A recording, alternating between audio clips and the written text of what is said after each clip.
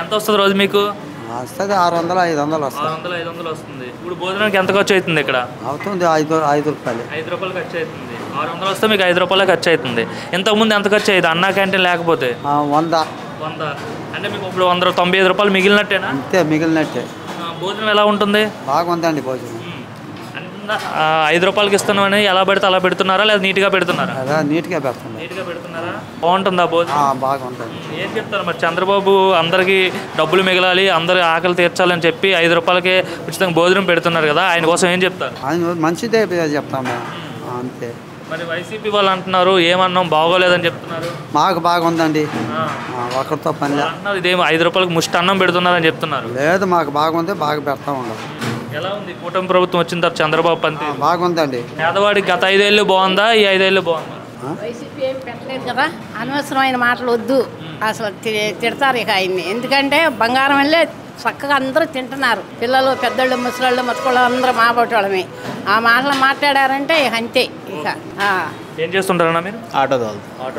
ఎంత వస్తుంది రోజుకి ఆటో ద్వారా? ఒక రోజు వస్తే ఒక రోజు చెప్పలేం, గాలిపాట వ్యాపారం. ఈ అన్నా క్యాంటీన్ పెట్టడం వల్ల ఉపయోగం ఏమన్నా పేదలకు కానీ కార్మికులకు కానీ? అందరికీ ఉపయోగం.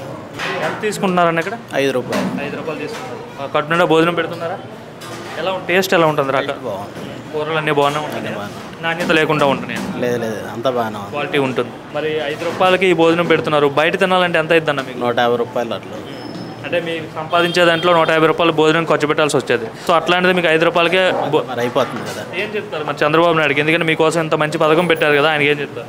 ఆనందమే పెట్టాడంటే ఆనందమే, అందరూ ఆనంద పట్టవా. అన్నా క్యాంటీన్ వల్ల అయితే ఎవరికి ఇబ్బంది లేదు కదా, దీనివల్ల అందరికి ఉపయోగమే కదా, హ్యాపీ. మరి గత ప్రభుత్వంలో ఈ పథకం వల్ల ఉపయోగం లేదని చెప్పి తీసేశారు కదా గత ప్రభుత్వం వాళ్ళు, వైసీపీ వాళ్ళు. వాళ్ళది మన టీడీపీ వస్తేనే ఏదైనా పథకాలు కానీ ఏదైనా. ఒక ఆటో డ్రైవర్గా మీరు చెప్పండి, అన్నా క్యాంటీన్ వల్ల మంచి ఉపయోగం జరుగుతుందా మీకు? లేదంటే ఇంతకుముందు వాహన మిత్ర అని చెప్పి 10,000 వేసేవారు కదా, దానివల్ల మీకు మంచి జరిగిందా? మాకు దానివల్ల మేము ఏ రోజు కూడా ఆశపడేది లేదు, ఏం లేదు. టీడీపీ ఉంటేనే బెటర్. రోడ్లు కూడా బాగుపడినట్టు ఉన్నాయి కదా ఇప్పుడు? రోడ్లన్నీ బాగుంటాయి. ఇంతకుముందు గుంతల రోడ్లలో మీరు ఆటో నడిపి ఇబ్బందులు పడేవాళ్ళు, మరి అంతే. అయితే అన్నా క్యాంటీన్ వల్ల అయితే ఉపయోగం బాగుంది. ఏం పని చేస్తుంటారు? బేల్దారి పని పోతాం. ఎంత వస్తుంది రోజుకి? రోజు నాకు 700 వస్తుంది. 700 వస్తుంది. ఇప్పుడు భోజనానికి ఎంత ఖర్చు అవుతుంది మీకు? 5 రూపాయలు, 5, 10 సాయం. నార్మల్గా ఒకవేళ అన్నా క్యాంటీన్ లేకపోతే ఎంత ఖర్చు పెట్టాల్సి వస్తుంది మీకు? రోజు 100 అవుద్ది. అంటే 700 కూల్లో 100 రూపాయలు భోజనంకే పోతుంది. కేవలం ఇప్పుడు 5 రూపాయలతోనే అయిపోతుంది కదా. ఎట్లా ఉంది? 5 రూపాయలకు భోజనం ఇస్తున్నారు, ఓకే. ఎలా ఉంటుంది భోజనం? బాగుంది. ఏదో 5 రూపాయలకు పెడుతున్నామని ఏది పెడితే అది పెట్టేస్తారు. నీట్గా ఉంది భోజనం. ఏ రకాలు పెడుతున్నారు? అదే పప్పు ఒకటి, పప్పు సాంబారు, పెరుగు, కూరగాయ, చాలా 4 రకాలు. కూలి పని చేసే వాళ్ళకి కానీ ఎవరికైనా ఉపయోగమైన ఈ పథకం ఏం చెప్తారు? చంద్రబాబు గారు మీకోసం ఈ పథకం పెట్టారు కదా, అంటే ఇంతకు ముందు ప్రభుత్వం దీన్ని కంటిన్యూ చేయలేదు. ఆయన వల్ల ఎంతోమంది అన్నం తింటున్నాం. ఈ అన్నం పెట్టబట్టి ఎంతోమంది ఒకరోజు పని లేనప్పుడు పోస్తుంటాం నువ్వు. ఇప్పుడు అది లేకుండా పోయింది. ఒక డబ్బులు లేకపోయింది, ఎవరిని ఒక 5 రూపాయలు ఎడితే ఎవరు ఒకరు ఇస్తారు, తినొచ్చు. 5 రూపాయలు కాబట్టి ఎవరినో ఒకరిని అడిగి మనం తినే అవకాశం ఉంటుంది. అదే బయట అయితే 100 రూపాయలు అంటే ఎవరు అడిగినా ఎవరు వీరు కదా. ఇప్పుడు ఈ అన్నం తినబట్టి పెట్టబట్టి అందరు తింటా ఉంది కొంచెం ధర్మంగా. ఏ ప్రభుత్వం బాగుంది మరి? చంద్రబాబు ప్రభుత్వం బాగుందా? చంద్రబాబు ఆయన ధర్మరాజు కదా, ఆయన ఇప్పుడు ధర్మరాజు అంటున్నారు చంద్రబాబు. అన్నం పెడితే ఇంకా ధర్మం ఏంటి అసలు? ఇదే డబ్బు ఇచ్చేది కాదు ధర్మం. అన్నం పరబ్రహ్మ స్వరూపం. ధర్మం అంటే ఇదే. అన్నదానం అంటే ఏంది?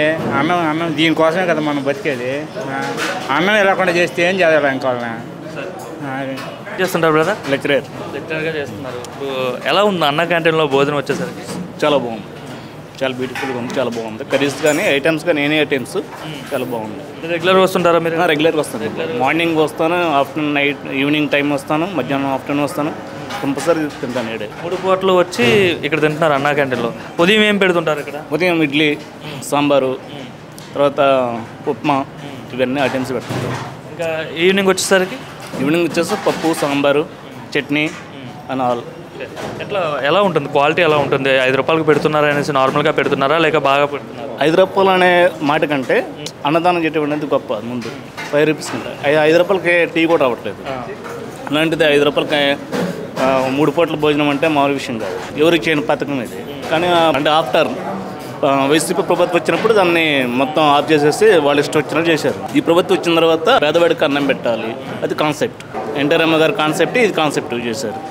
పేదవాడు ప్రతి పేదవాడు ఎవరు కూడా ఆకలితో ఉండకూడదు, ప్రతివాడు భోజనం చేయాలని చెప్పేసి 5 రూపాయలకి అన్నా క్యాంటీన్ పెట్టడం జరిగింది కదా. ఏం చెప్తారు ఈ పథకం పెట్టినందుకు చంద్రబాబు నాయుడుకి ముఖ్యంగా ఏం చెప్తారు? ఈ పథకం పెట్టడం వల్ల ప్రతి ఒక్కళ్ళకి యూజ్ అవుతుందండి. ప్రతి ఒక్క కార్మికుడు, ఇప్పుడు నేను కాలేజీలు చేస్తాను, ఇప్పుడు బయట పనిచేసే కూడా ఉంటారు, ప్రతి ఒక్క కార్మికుడు కూడా పొట్ట నిండా సుఖంగా అన్నం తినాలంటే ఇది క్యాంటీన్. ఎందుకంటే 5 రూపాయలు అంటే ఎవరైనా అడిగితే ఇస్తారు. ఇప్పుడు బయట 2 రూపాయలు 10 రూపాయలు ఉంది రైస్, ఎవరు ఇవ్వలేదు కదా. అంతా ప్రతి ఒక్క పేదవాడికి కూడా అవసరానికి ఉపయోగపడేది ఏంటంటే రైస్.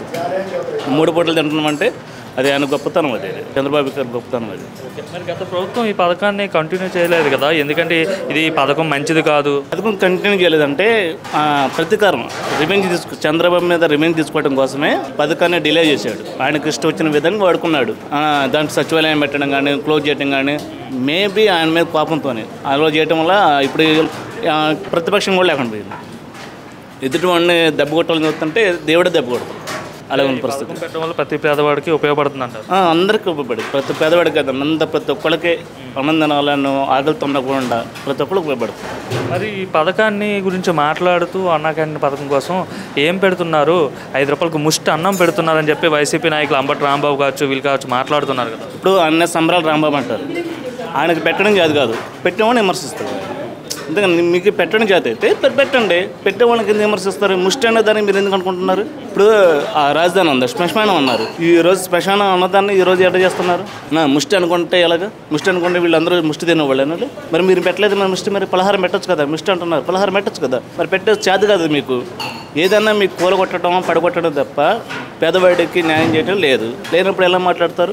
ఆయన సంబరాలు రాంబాబు అయిపోయాడు, ఆయనకు వాల్యూ లేదు అన్నప్పుడు ఎలా మాట్లాడతారు ఆయన? అది కరెక్ట్ కాదు కదా. పబ్లిక్ యూజ్ చేసుకోవాలి, ఈ పార్టీలతో సంబంధం లేదు. ప్రతి ఒక్కరు కూడా ఆకలితో ఉన్నవాడు పేదవాడికి అన్నం పెట్టి కార్యక్రమం కాబట్టి చాలా అప్రిషియేట్ చేయాలి. చంద్రబాబు గారిని చాలా అప్రిషియేట్ చేయాలి, మా ఒపీనియన్ అది.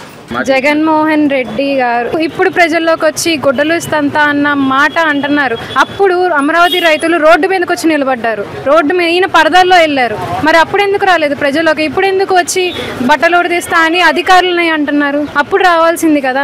అధికారంలో ఉన్న 5 సంవత్సరాలు ఏ రోజు ఒక ప్రెస్ మీట్ పెట్టలేదు, ఏ రోజు ఏ ఒక ప్రశ్నకి ఆయన సమాధానం చెప్పలేదు. ఫీజు రియంబర్స్మెంట్స్ లేవు, జాబ్స్ లేవు, రాజధాని లేదు, ఏదీ లేదు. ఇవాళ రోజున నలుగురిలోకి వచ్చి ఒక ఇష్యూ ఒకటి క్రియేట్ చేయడానికి కూటమి ప్రభుత్వం గురించి దాని మీద ఒక రంగు పోయడానికి ఇలాంటి అన్ని చేస్తుంది వైసీపీ గవర్నమెంట్.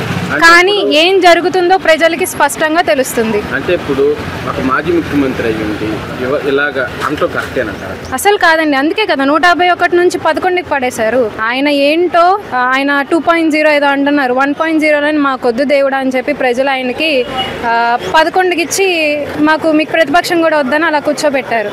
రాబోయే రోజుల్లో 11 నుంచి 1కి పడిపోయి ఇలా మాట్లాడితే 11 నుంచి 1కి పడిపోయినా ఆశ్చర్యపోవక్కర్లేదు.